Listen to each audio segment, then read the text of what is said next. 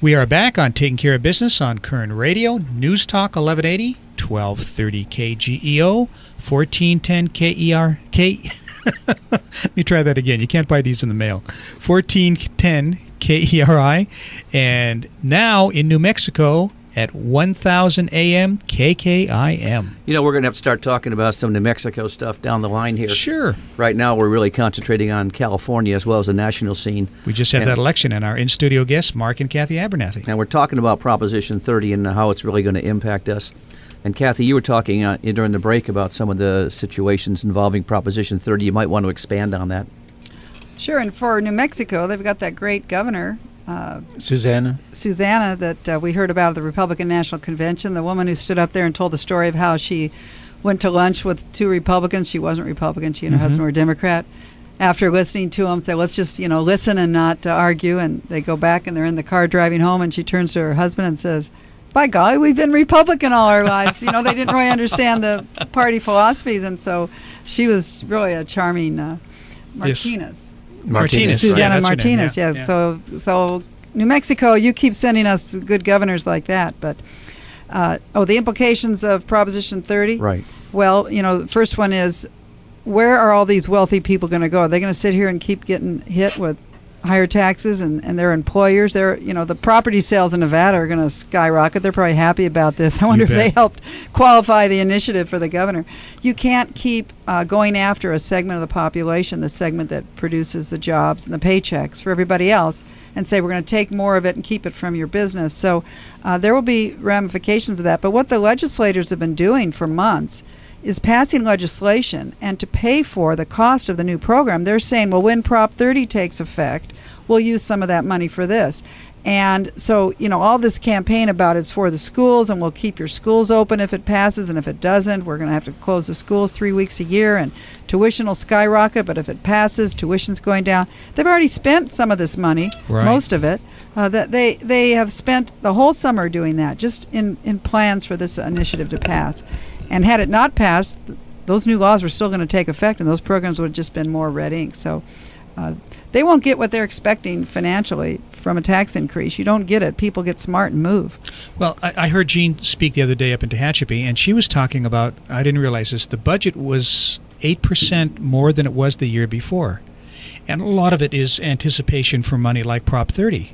So we're still at square one. We haven't gained anything as a state financially.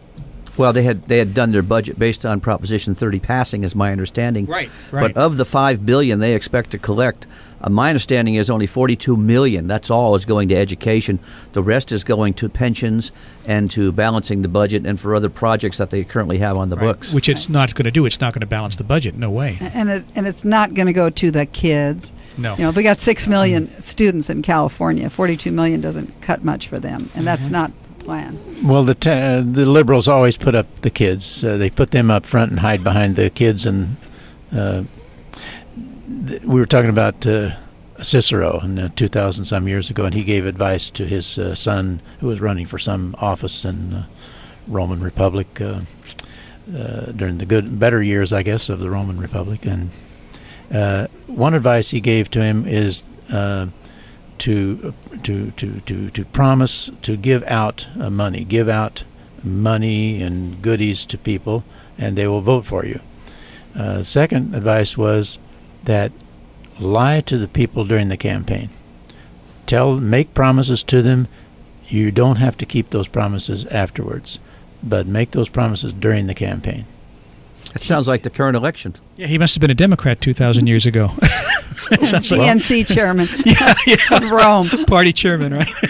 Now, if you call that practical politics, it's politics that works in the campaigns with many people, and the Democrats use that all the time. That is their prime way of winning elections, is promising things that they won't deliver, and also giving out goodies, especially right before the election, like the college students were promised they wouldn't have to pay back their loans now. Obama phones. Obama phones, yep. Now, why don't Republicans use those tactics in campaigns? It's not ethical. It's not an ethical group. It's not ethical. That's right. Yeah. What about Proposition 32 that was defeated? That was going to keep corporations and unions from donating large sums of money to candidates. Right, well, the real agenda of it was to give the public employee, the teacher, the prison worker, the state employee, law enforcement, anyone who gets a check from the government, to not have, before they get their paycheck, money taken out for political dues and mailed to their political action committee of their union. Let these employees have the choice, like all of us who aren't, to put our money in the political cause we want.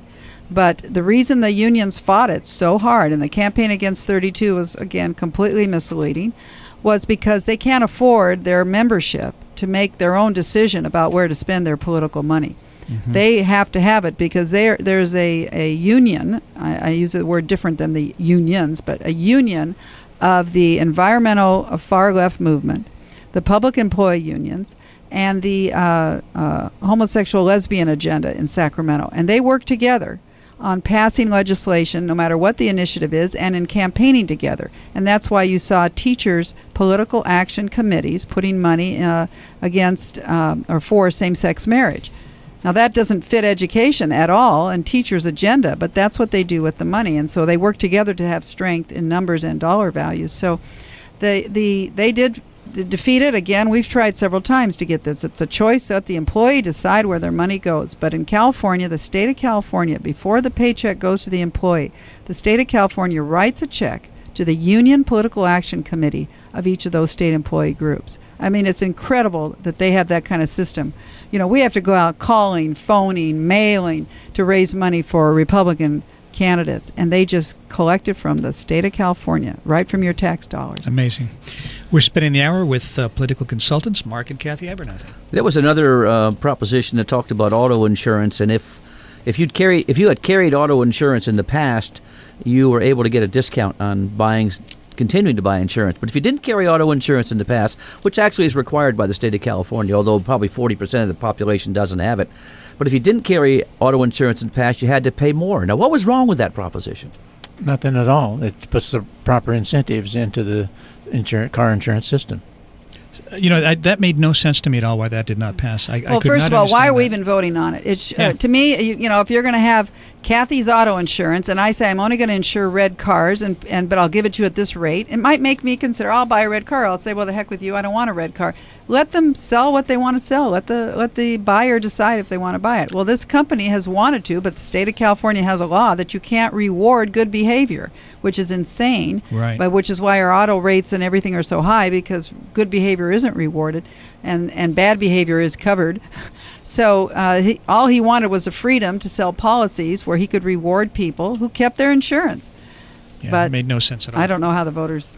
It seemed to me that would be it's a no-brainer. A no-brainer, yeah. Except if you're a person who doesn't keep your auto insurance up, I guess. If you don't have auto insurance, you probably don't pay taxes. You're not going to pay for it anyway, exactly. Mm-hmm. You don't pay taxes, you don't pay auto insurance, you're on the dole. You're probably going to vote for all the candidates that want to give you more stuff that's going to bankrupt not only the country but the state, which is going to trickle down to the county and the city eventually, I would imagine. But California did pass and support the death penalty, and I'm proud the voters kept that on the books for a state with crime and issues that we should be not timid about saying that you do bad stuff and you're going to get a bad punishment. They won't kill anybody. But when are they going to enforce that? I mean, we've had people sitting on death row for forever. What about the 3 strikes law that they changed? Yeah.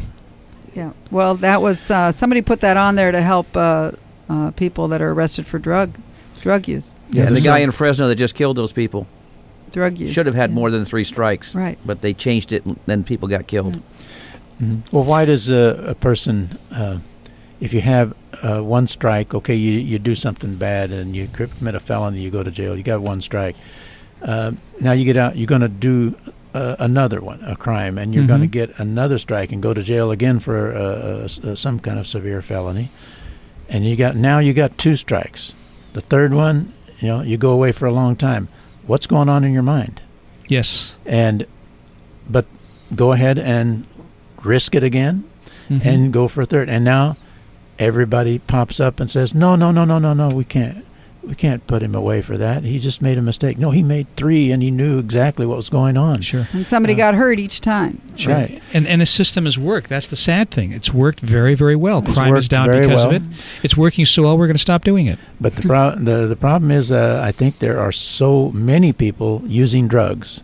Or their kids are using drugs, their relatives are using drugs, their friends are using drugs, and so they want to go soften up on those people because of the vast numbers of people that are using drugs. It's becoming a majority of the electorate. Now, when we come back, Clay, from the break, can we talk about national now? Sure. Okay. Of course we can. Since we only have one segment left, can we? Okay. So we'll be back in a moment on Taking Care of Business on Koerner Radio, News Talk 1180.